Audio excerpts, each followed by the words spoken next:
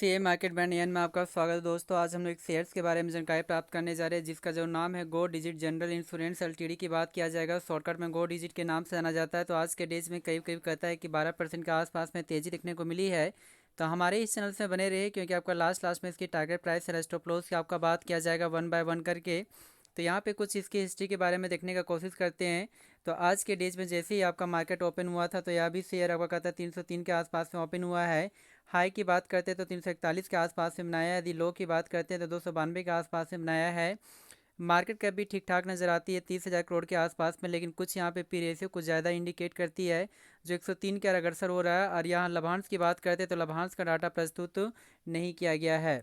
यदि यहाँ पे ग्राफ की बात करते हैं तो एक टाइम में या 300 के आसपास में था, फिर करेक्शन हुआ, तेज़ी हुआ। बहुत टाइम तक का था कि सपाट बनाने के बाद इसमें तेज़ी देखने को मिली, जो 340 का अग्रसर हुआ। उसके बाद यहाँ से करेक्शन आपका देखने को मिली है।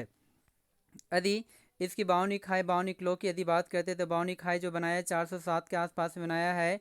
और बाउनिक लो की यदि बात करते हैं तो 2,277 के आसपास में बनाया, यानी कुल मिलाकर कह सकते हैं कि डबल्स के आसपास में नहीं बल्कि 80 to 90% के आसपास में आपको रिटर्न्स देखने को मिली है। यदि यहाँ पे 5 डेज के डाटा को चेक करते हैं तो 5 डेज में कुल मिलाकर जो रिटर्न्स जो देखने को मिलती है 8% के आसपास में पॉजिटिव आपको रिटर्न्स देखने को मिल रही है, जो एक टाइम में 300 के आसपास में था। यहाँ से करेक्शन देखने को मिली, उसके बाद यहाँ से तेज़ी भी देखने को मिली, बीच में पुनः करेक्शन हुआ, उसके बाद लगातार यहाँ तेज़ी के बाद 340 का अग्रसर हुआ और वहाँ से करेक्शन देखने को मिली है।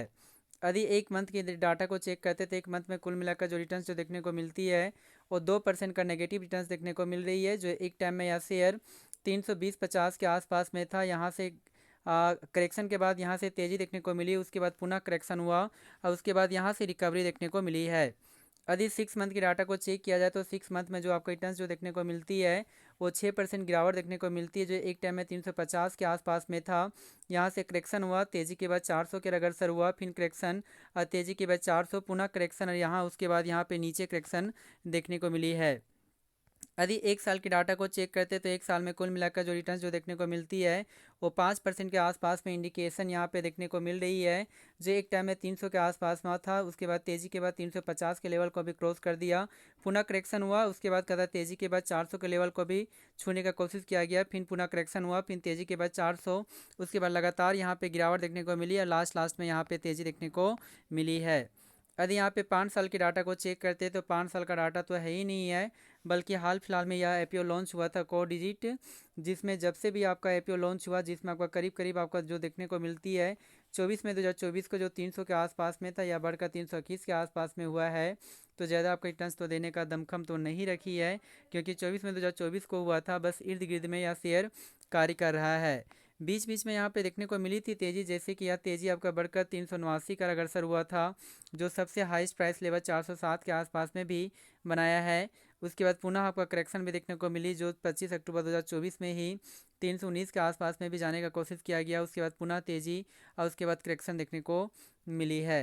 यदि इसकी टारगेट प्राइस स्टॉप लॉस के लिए हमारा बात किया जाए तो हमारा जो टारगेट जो प्राइस आपका बनकर आती है इस जोन में आपका बनकर आती है, क्योंकि यहाँ पे एक तरह का रेजिस्टेंस का आपका यह शेयर आपका कार्य कर सकता है, जो करीब करीब 350 की ओर आपको इंडिकेट करती है। तो हमारा जो टारगेट जो प्राइस है वो 350 की ओर देखने को मिल रही है। और यदि स्टॉप लॉस की यदि बात किया जाए तो स्टॉप लॉस जो हमारा जो बनकर आती है वो आपका कहता है कि 278 के आसपास में बनकर आती है। तो इस तरह से यदि देखा जाए तो आपका जो भी फिनंशियल एडवाइज़र है उसके द्वारा एक बार सलाह ले लें, और सलाह लेने के बाद इसे पोर्टफोलियो में ऐड कर सकते हैं। जी हाँ दोस्तों, थैंक यू वेरी मच हमारे इस चैनल को सब्सक्राइब करने के लिए। Thank you very much.